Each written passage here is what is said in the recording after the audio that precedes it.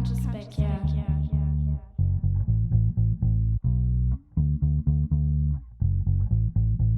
Conscious. Top, top, top, top, top, top.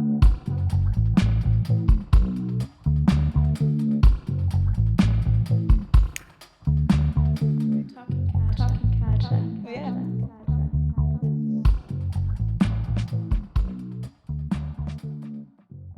Okay. Alrighty. So, welcome everybody to Conscious Backyard numero 10 with Carlton Livingston. Yep. First of all, Carlton, thank you for making the trot all the way from the US to Cologne, Germany. It's truly an honor for us as Conscious Backyard to be hosting like a real veteran of the reggae music who's been making records for over 50 years now. Yep. How do you feel about that, actually, when people refer to you like that, to the length of your career? I think it's just something that longevity. Mm. It's just the longevity in it, and I just look at it as the longevity in it. So you take it as a compliment. Great compliment. It is. Great compliment. Mm-hmm. So correct me if I'm wrong, if I did my research right. You grew up in the countryside of Jamaica, St. Mary. Yes. But then you moved to Kingston with your family when you were still a child, or already with the idea of starting a music career? No idea about starting a music career. Mm-hmm. Actually, I was influenced early growing up in the country with I remember these guys be playing like, the stand-up bass and horns and stuff. And I usually, it's like way up from where I live. So I would walk like about a half a mile to go listen to them rehearse. And that's my first influence. And then early on, there were like a dance hall. We call it Benjamin Dance Hall. Benjamin, like the name Benjamin. Yes. And they keep a lot of dances inside there. I remember King Edward's the Giant was songs I played there. So I would basically sneak out, go watch them string up the sounds and pre-warm up. And when the real dance start now, I had to go home. So Yeah, right? my Because you influence- were like, yeah, my influences are really like live music and dancehall. So you went to see the dance, the sound string up when you were like 8, 9 Yeah. years old? Yeah. Wow, it's so hard to imagine living here. It would not happen. Well, so you started singing in church, in the choir, Yeah. Yeah. which must have gone quite well. But then I found this interesting quote that you never liked to hear your own voice. No. How come that you still continued? Like, was it just other people's encouragement or has it changed? It hasn't really changed because I found out later in years is that there was a problem with my inner ear on the right side, and my voice sounds squeaky to me. Ah, And it wasn't until a couple of years when the first iPod shuttle came in, my daughter put my songs on it, and I started to listen to myself. But all these years I've been recording, I would just put down vocals and I would like, that's it. I don't listen to playback because I didn't like to hear my voice. But my friends, in my teen years, I grew up like in a place called Franklinton in Eastern Kingston. And my friends, they were always encouraging me to sing, and I didn't want to sing. I was more interested in writing. But because of the way Jamaican music society is set up, everyone thinks they're great writers or they write their stuff. Maybe it's a stigma that they don't like when anyone say they write this stuff for this person. So when I started out, I was writing a lot of stuff, and my friends were like, "Ain't nobody gonna sing your stuff. Why don't you sing it?" I was like, because actually when I started writing, it was like a poetry. Because like my couple of years in high school, I was really into there's two subjects that I really get into at school was English literature and geography. Mm-hmm. And I'm more lean to English just because my grandmother had a lot of books. I mean, some old books with some binders that was rotten and stuff like that. And I usually go to my grandmother's house and read Mm-hmm. and listen to the telefunken radio, play shortwave, BBC London or certain things. So I was just into writing, and there was no outlet for me for my writing, you know. So my friends were like, "All right, go sing." And I reluctantly, I call myself a reluctant singer. I was never To this day. even to this day, to this day. But over the years, because of my friends, and I mean, these are people that I went to school with, and they're very close to me. I took the encouragement and I started to sing.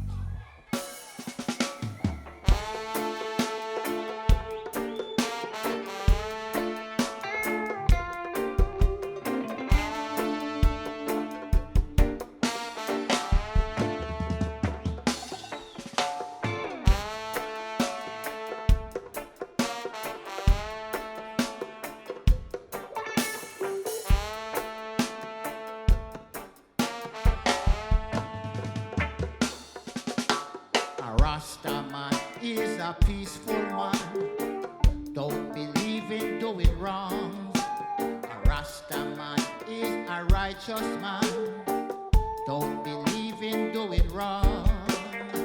All he wants to do is trot creation. Praise his imperial majesty.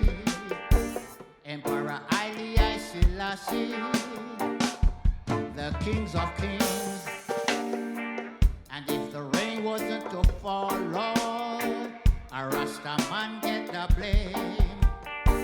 And if the sun wasn't to shine, Lord, I just Rasta the same. Rasta get the blame. Rasta get the blame. Rasta get the blame. Rasta get the blame for everything.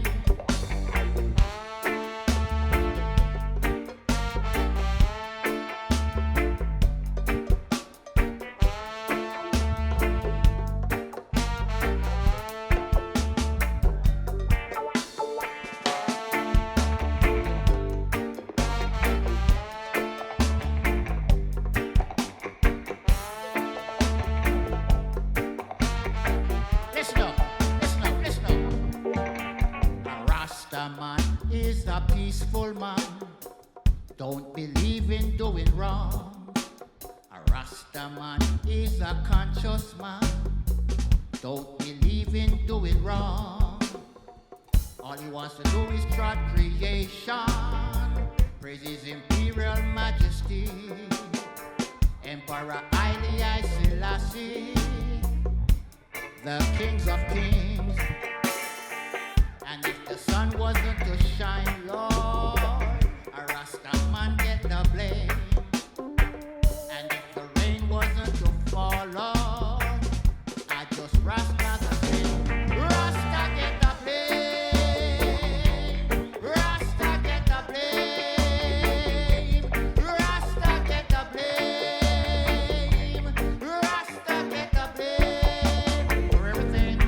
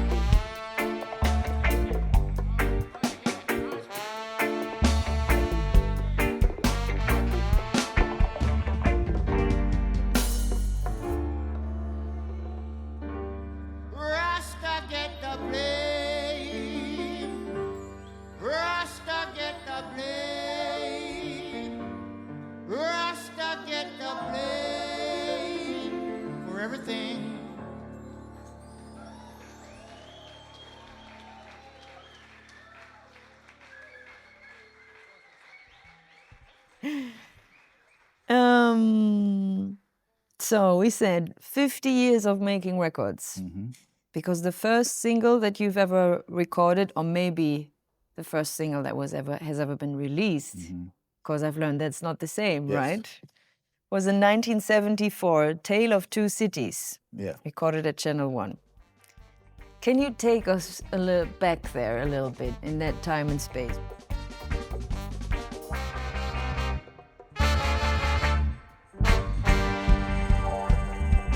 It's the tale of two cities.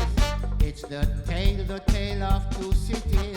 One so near, one so far away. It's the tale of two cities. It's the tale of two cities. One so near, one so far away. So many reggae fans I know would consider that time and space like a sacred golden era of reggae. It was. So I'm really curious to hear how you've been there personally. How have you experienced it? Like the atmosphere in Trench Town and the recording studios. What was it like? I would use one word to describe it: amazing. Ah, It was amazing because, like, Tale of Two Cities is like the second set of song I recorded. The first set of song was for Coxsone.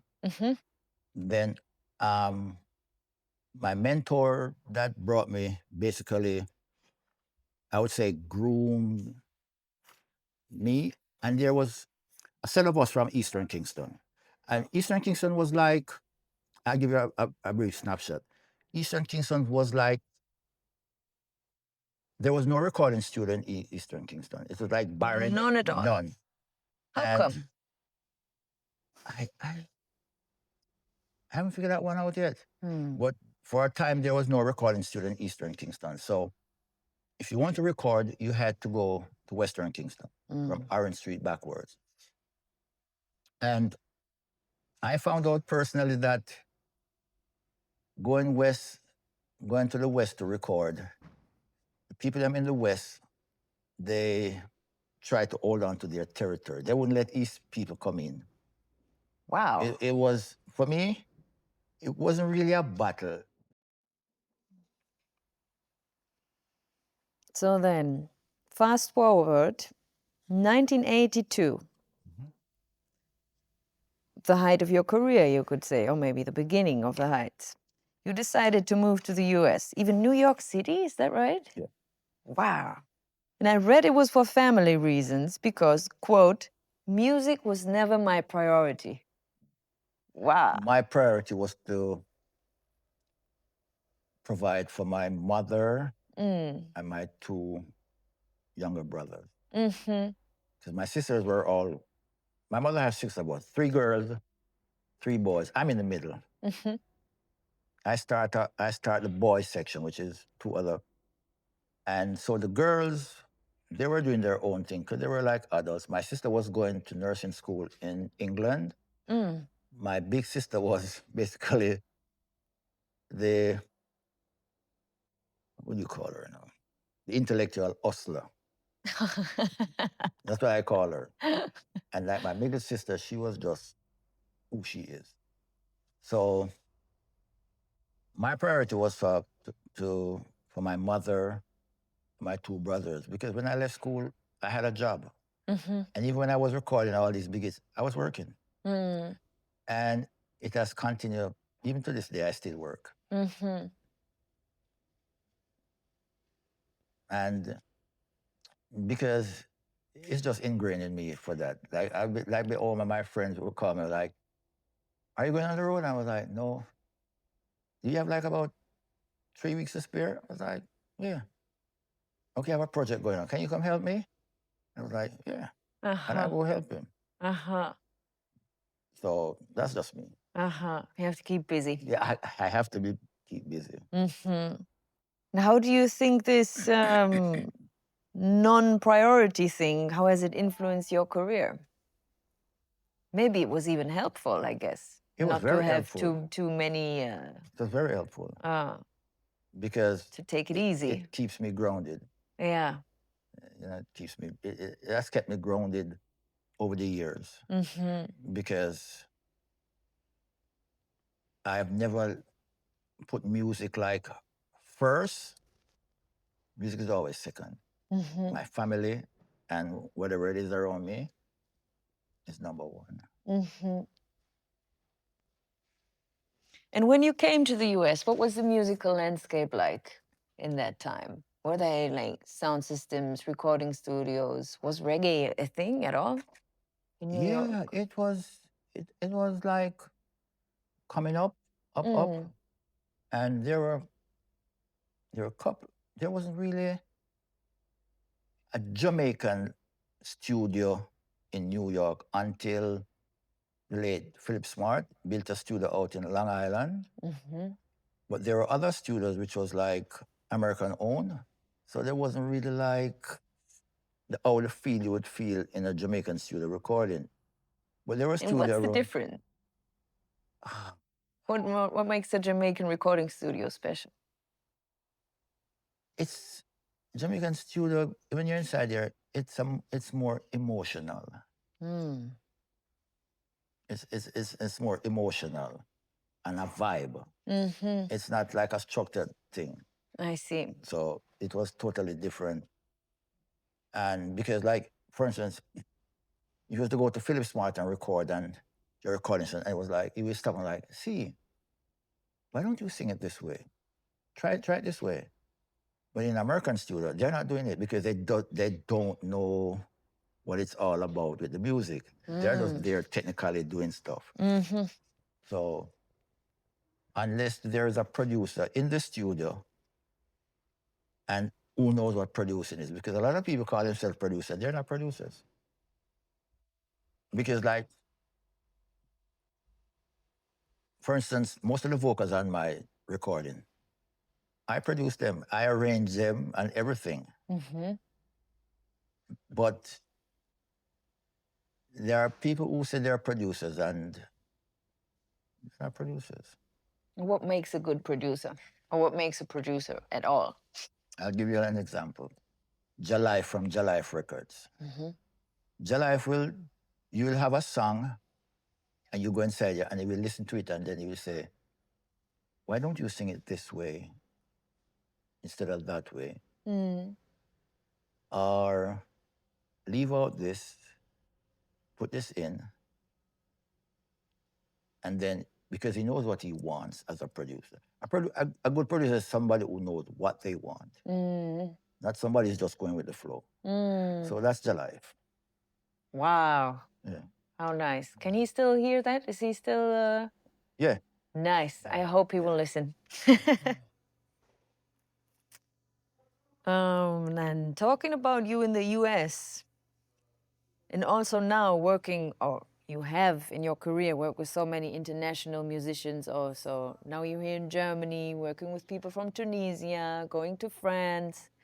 How would you say, what role has internationality played in reggae music? Like, after starting in such a tiny island like Jamaica, then opening up to the world, what has that done? It has done a lot. It has done a lot because over the years traveling, I have seen where the reggae music, I think people outside of Jamaica, some people are more intense about the reggae music than people in Jamaica. Intense about rhythms? Yes, and what do you mean? Everything, singing, the music, everything, more than people in Jamaica. You mean they take it more serious? Yes. Jamaican culture is, growing up, we have noticed Jamaican culture. I mean, me noticed Jamaican culture be like, if it's not you, it's not good. And if it's not foreign, it is not good. If it's not foreign. Oh, yeah. Their own thing, they don't really get into it.